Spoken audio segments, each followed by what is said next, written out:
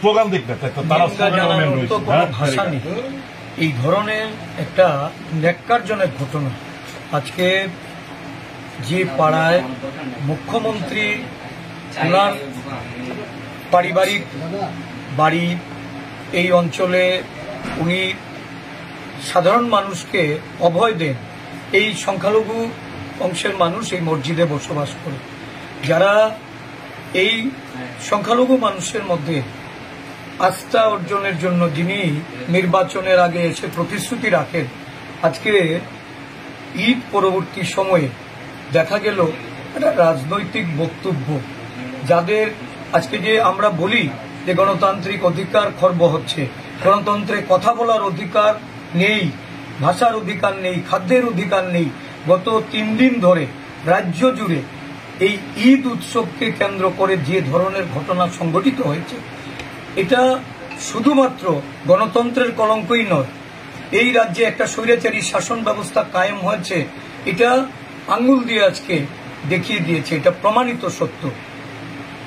এই মসজিদে ঢুকে যেভাবে বাড়ি ঘরে ভাঙচুর করা, একজন রাজনৈতিক নেতৃত্বকে আক্রমণ করার লক্ষ্যে সেখানে পিস্তল উঁচিয়ে ধারালো অস্ত্রশস্ত্র নিয়ে ঘরে ঢুকে ভাঙচুর করে, মানে হুমকির মুখে পরিবারের প্রত্যেকটা সদস্যকে বলা হচ্ছে জ্বালিয়ে দেওয়া হবে, পুড়িয়ে দেওয়া হবে, 24 ঘন্টার মধ্যে তাকে মেরে ফেলা হবে।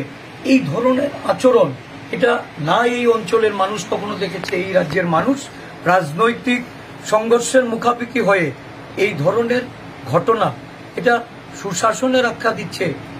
এর থেকে বড় অপশাসন আর এই রাজ্যে কি করতে পারে? বাচ্চা পর্যন্ত রেহাই পাচ্ছে না, মহিলাদের উপর বিভিন্নভাবে তাদেরকে অত্যাচার করা হচ্ছে।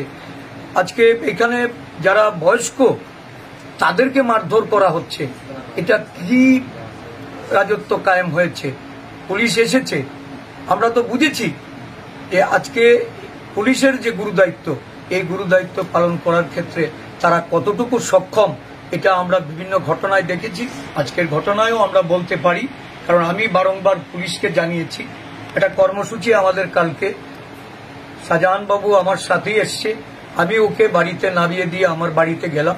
আমি বাথরুমে থাকা অবস্থায় বারংবার ফোন যখন গেল, আমি পুলিশ কর্তৃপক্ষকে বললাম, এই সময়ের মধ্যে দেখা গেল যে বাড়ি ঘর তছনছ করা, আমরা তো সময় মতো পৌঁছতে না পারলে আজকে হয়তো তার মৃত্যুমুখ দেখতে হতো।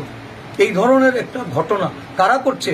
যারা শাসক দলের রাজ্যে কোষাধ্যক্ষ, যারা এই অঞ্চলে, আমি তো জানি যে এরা কারা। একসময় একটা অন্য রাজনৈতিক দলের আশ্রিত ছিল, আজকে জামা পাল্টিয়ে আবার শাসক দলের হয়ে এখন এই ধরনের স্বৈরাচারী ঘটনার সঙ্গে যুক্ত হচ্ছে। এটা কোনোভাবেই মেনে নেওয়া যায় না। আমরা আরক্ষা প্রশাসনকে বলবো যে প্রয়োজনীয় পদক্ষেপ গ্রহণ করতে, অন্যথায় আমাদের আন্দোলনমুখী হতে হবে। এই ঘটনার সুবিচার আমরা চাই। যারা অভিযুক্ত তাদের যেন অবিলম্বে তাদেরকে গ্রেপ্তার করে।